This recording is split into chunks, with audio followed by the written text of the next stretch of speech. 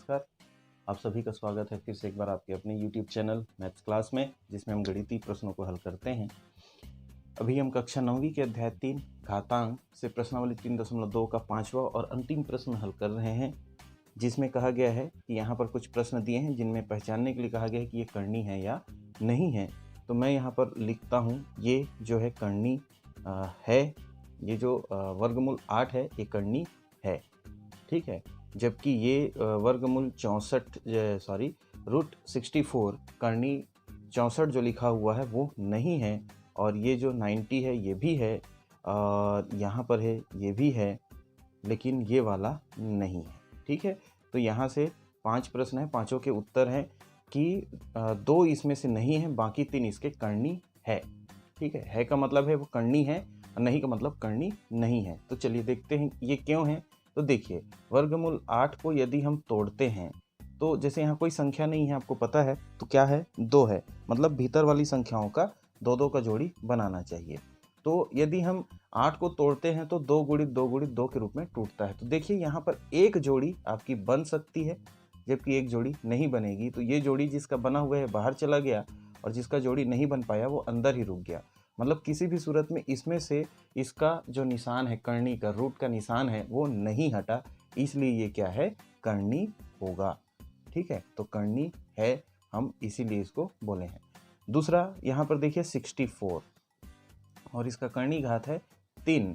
तो इसका मतलब है कि ये जो संख्या 64, इसका 3-3 का जोड़ा बनाना चाहिए। तो जैसे मान लीजिए इसको 2 के रूप में तोड़ते हैं तो 2 गुणित 2 गुणित 2 करके ये 6 बार में टूट जाता है, ठीक है। आप चाहे तो देख सकते हैं, 2 दूने 4, 4 दूने 8, 8 दूने 16, 16 दूने 32 और 32 दूने 64।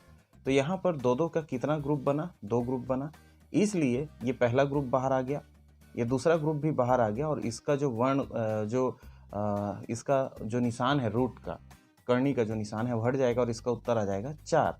तो देखिए इसमें करनी नहीं है, मतलब अंतिम यहाँ पर भले ही दिख रहा है, लेकिन जब हमने हल किया तो इसका करनी नहीं है, इसलिए हम क्या कहेंगे कि यहाँ पर करनी ये नहीं होगा। इसलिए इसको हमने ये है कहा था, और इसको हमने क्या कहा था, नहीं। वैसे ही हम 90 को देखते हैं।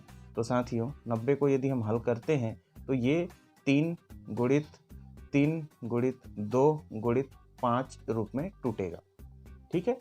3 तिया 9 और 9 दूने 18 और 18 पंचे 90। तो ये इस रूप में टूटेगा। तो देखिए यहाँ पर इसका तो जोड़ी बन गया, देखिए बाहर में कोई संख्या नहीं है, मतलब भीतर में जो भी हमने तोड़ा है उसका 2-2 का ग्रुप बनाना है। तो इसका ग्रुप बन गया, ये बाहर चला गया, लेकिन 2 पंचे 10, इसका तो कोई ग्रुप नहीं बन पाया ना, इसका जोड़ी है ही नहीं। जोड़ी का मतलब सेम सेम संख्या होना चाहिए। देखिए यहाँ सेम सेम संख्या था, बाहर निकल गया, यहाँ पर ऐसा नहीं है, तो इसका हमने वापस से गुणा कर दिया, तो इसका करनी नहीं हटा। तो इसलिए ये जो वर्गमूल 90 है ये क्या होगा, करनी होगा, इसलिए हमने इसको है लिखा।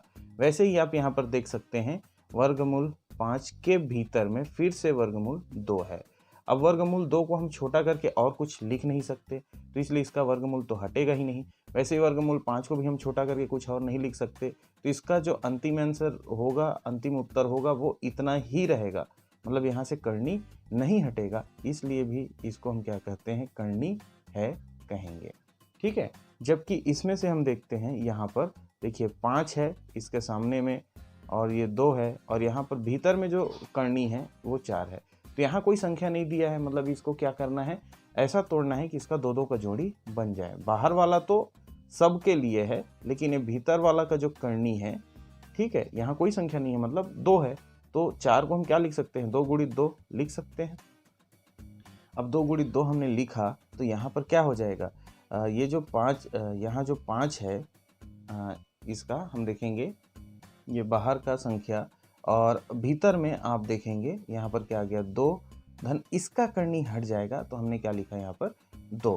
तो इस प्रकार से यहाँ पर क्या आ जाएगा 4, और बाहर में आ जाएगा करनी घात 5। अब ये 4 का हम तोड़ेंगे तो इसका जोड़ी 5 के संख्या में तो हो ही नहीं सकता, मतलब इससे भी करनी नहीं हटेगा, तो इसका करनी क्या होगा, नहीं होगा। देखिए साथियों, मैंने यहाँ पर नहीं, ये क्या है, करनी होगा, ठीक है। इसमें क्या लिखेंगे, करनी होगा, ये करनी है।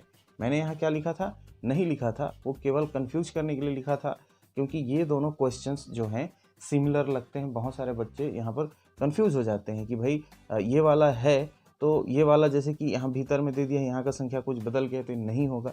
तो ऐसी बात नहीं है। आपको कौन से कंडीशन से चेक करना पड़ेगा, उसको इस कंडीशन से चेक करना पड़ेगा, इसको हल करके देखना पड़ेगा कि भाई उसका अंतिम में करनी हटता है या नहीं हटता। तो नहीं हटा है तो इसका मतलब क्या हो गया, ये करनी जो हमारे पास है ये करनी है, क्योंकि इसका करनी अंतिम तक की स्थिति में नहीं हटेगा।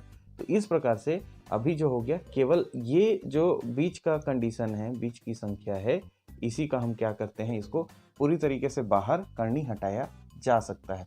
बाकी सबको जब हम हल करते हैं तो अंतिम तक इसका करनी नहीं हटता। तो इसलिए इन संख्याओं को हम करनी है कहेंगे और इस संख्या को करनी नहीं है कहेंगे। तो उम्मीद है ये मेथड आपको समझ में आया होगा। करनी पहचानने का तरीका भी आप समझ गए होंगे।